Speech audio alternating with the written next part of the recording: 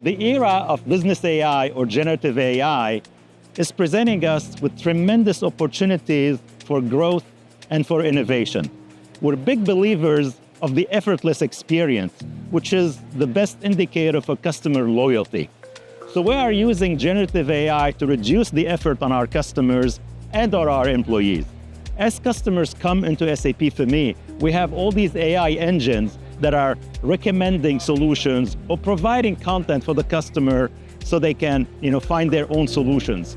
And if not, then we're using the same technology to create the perfectly documented case, so by the time it comes to the support engineer, that engineer can immediately start working on the customer's problem.